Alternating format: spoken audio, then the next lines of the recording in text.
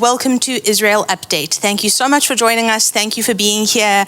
Every week, I don't say it every week, but I think about it every week. The fact that, you have so many options of things to watch. So the fact that you would take time out of your week to watch this show really is amazing and means a lot. So thank you so much for being with us.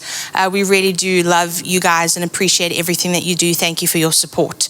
But I'm continuing on. It's kind of spattered in between all these different things that are going on, in between feasts and festivals, and in between memorial days and all these different things. But I'm continuing on now with the prophets. And today I'm going to look at Elisha.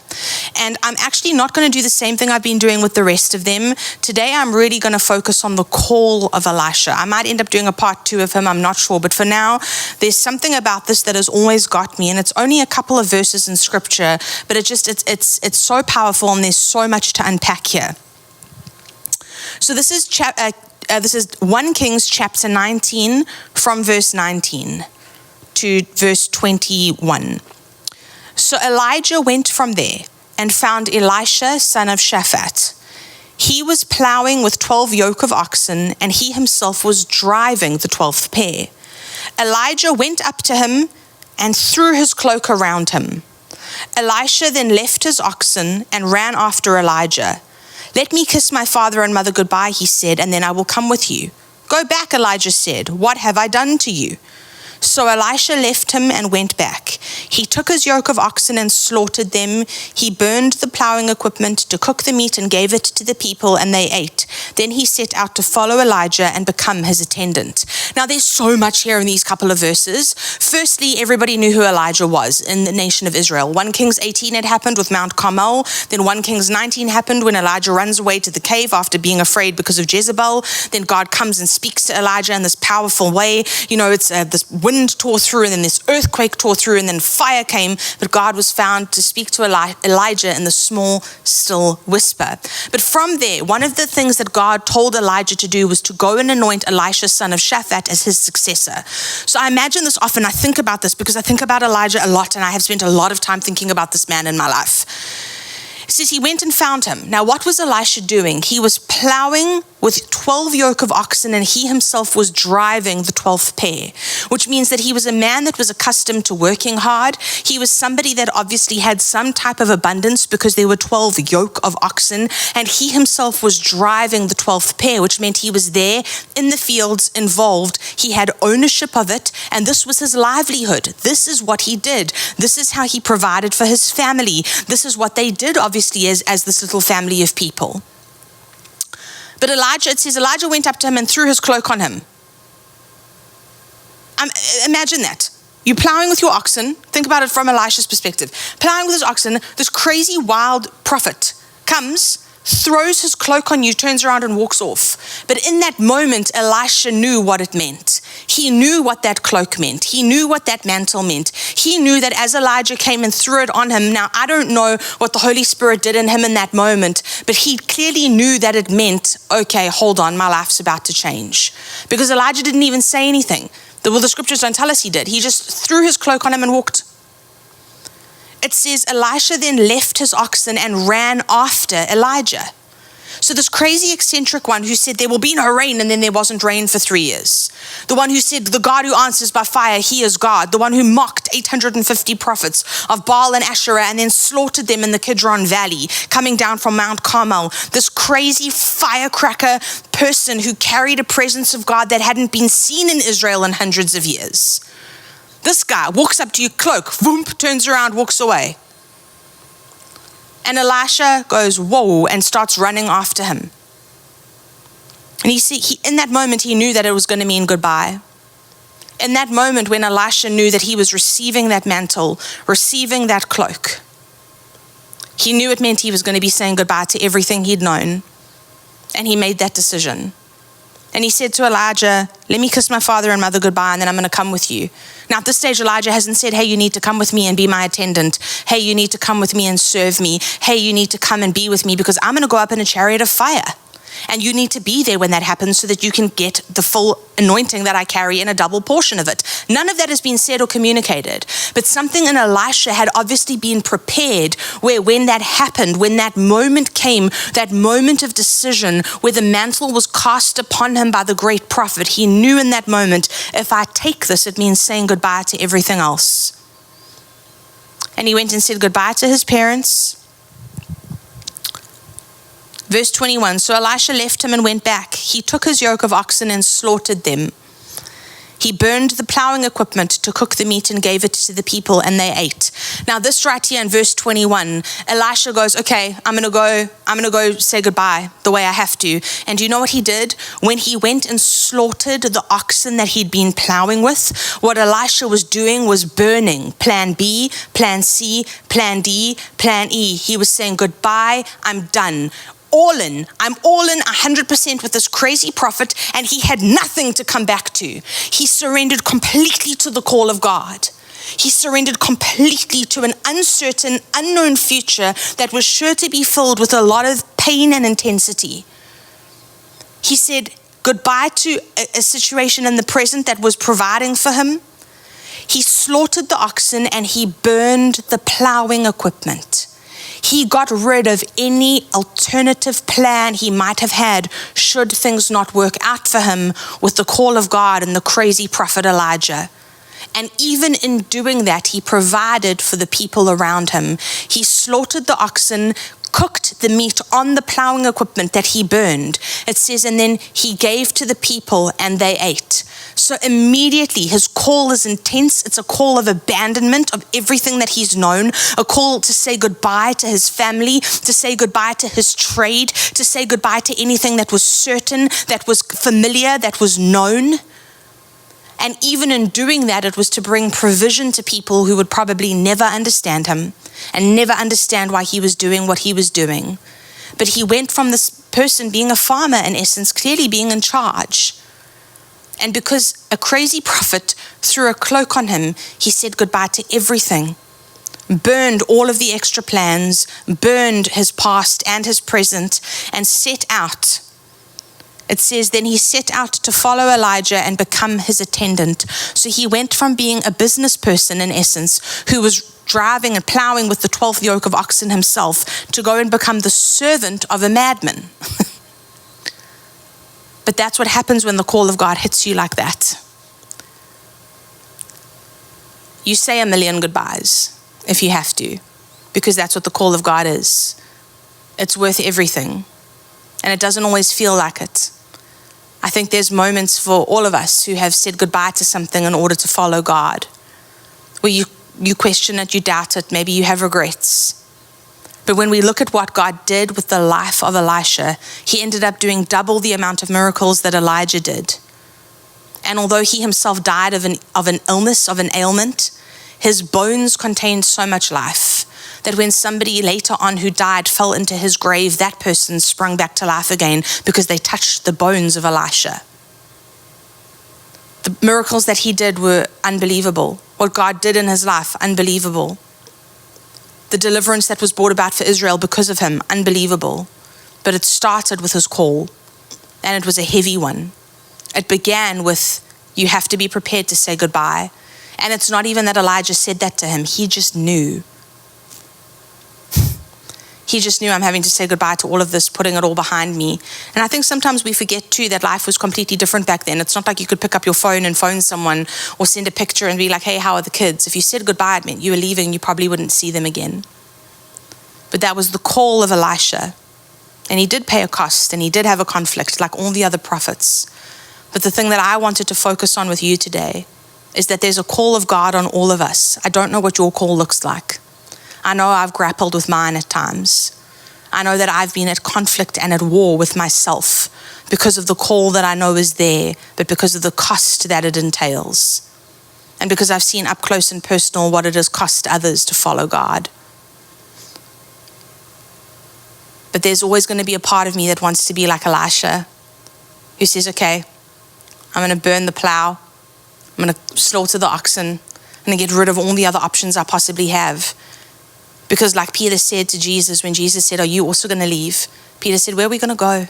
Where do we go? You alone have the words of life. And in this life, there's pain. Pain is kind of a guarantee, and I've said this a couple weeks ago. Pain is a guarantee that we can't really get away from it. It's part of it. But with Jesus, there's hope in the pain, and that's the key. John 16:33, in this world you will have trouble, but take heart because I've overcome the world. We have faith, confidence, and security because of who God is. And the way that Elisha was prepared to say goodbye. Now, not all of us are going to be called to do this. Don't feel like if your call is different that it's not as valid. Not at all. That's not what I'm saying. But for some of you out there, God is calling you to do some radical things. And so my encouragement to you is that as you do the radical, as you step out and do the crazy, Kim said it, call me crazy, but I'm hearing God. As you step out and do those things, who knows what God could do with your life? Who knows what God could be using your obedience to accomplish in the future? Who knows? I sometimes feel like the more I learn, the more I realize I don't know very much. And I do know that He is worthy at the end of the day. He's worthy of the pain. He's worthy of the sacrifice. He's worthy of the cost. Where else are we going to go? He alone has the words of life. And so whatever it is God's calling you to today, if there's something that you've been fighting with Him about, resisting, my encouragement to you is to yield and surrender and let Him do what He wants with your life. Slaughter the oxen, burn the plowing equipment, and run hard after the call of God. He's always worth it. I know that was a little different today, but I pray that it encouraged you in some way. Thank you for being here. Thank you for joining us. God bless you, and we'll see you next week. Same time, same place. Shalom warriors, Airborne friends, and Israel partners, Shabbat Shalom and welcome. Welcome to Eilat, the most southern city in Israel. And behind me, I'm standing right by the back of the port of Eilat, where the Israeli Navy is under a high alert right now, because we probably all know what's happening in the news recently. There have been a lot of clashes and I would say attacks, bilateral attacks by both navies on ships, some ships that belongs to Israeli owners, and international intelligence corps are saying that Israel retaliated against Iranian battleships and intelligence ships, and all these mostly happening in the Gulf of Persia, which is an extension of the Red Sea behind me. So one of the most active ports in Israel right now in terms of the Navy is the port behind me, where the Israeli Navy is under high alert and very much into inspecting and monitoring what's happening in the Gulf of Aqaba, as there is more and more updates coming from the intelligence corps of Israel and around the world that Iran is planning a big attack over Israelis. Just a few days ago, there was a huge alert by the Israeli Ministry of Foreign Affairs for Israeli citizens not to go to Abu Dhabi, to Dubai, and to the Emirates right now, to be keeping very low key, as they heard that Iranian intelligence forces and powers are trying to kidnap Israelis from the Gulf of Persia. There were some very famous Israelis that has a huge presence in the social media that went to Dubai in order to promote the peace between Israel and the United Emirates, the United Arab Emirates, and they were asked to return back home and keep a very low key and not to post what the plans are. So we can see that there's an escalation of what we call the war between wars, international story between Israel and Iran. Recently, we understand that the Israeli government is about to meet on Sunday and to have some very, very deep discussions about the matter, and to see how Israel is going to act concerning the huge threats that Iran is posing in front of Israel right now in the international arena and also by the borders of Israel through a more escalation of Hamas shooting into Israel from Gaza and big drills that the Hezbollah is taking right now in Lebanon and in Syria. So we have to be very aware of that, very alert. That's why I came here to Eilat, where we can see the four borders. Actually, we can see Jordan, which has a peace treaty with Israel, Persia that has, Egypt that has a peace treaty with Israel.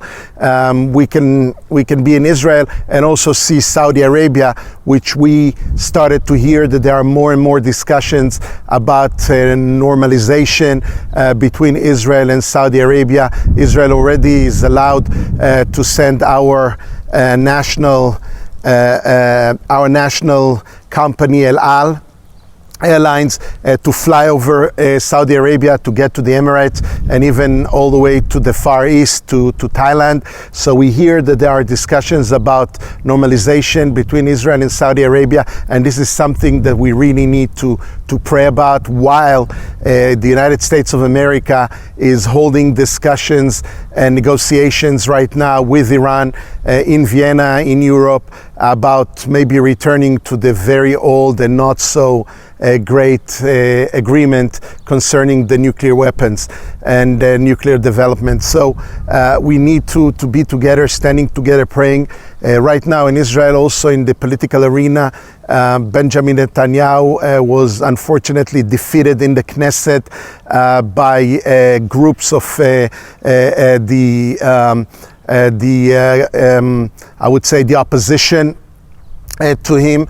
That we've seen the first time that Israeli parties are literally collaborating with non-Zionist Muslim parties in the Knesset to vote against Benjamin Netanyahu, and literally the most important committee that has to be formed right after the elections is the Central Committee of the Knesset, and Benjamin Netanyahu was trying to take over the Central Committee so they can organize all the different issues that we are facing before and if we're going to form a coalition.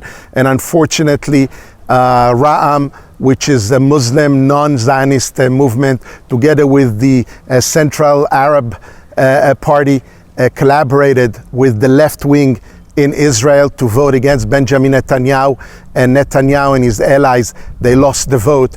And this is a very bad sign because Benjamin Netanyahu has maybe another 12 days, that's it, to try and form a coalition.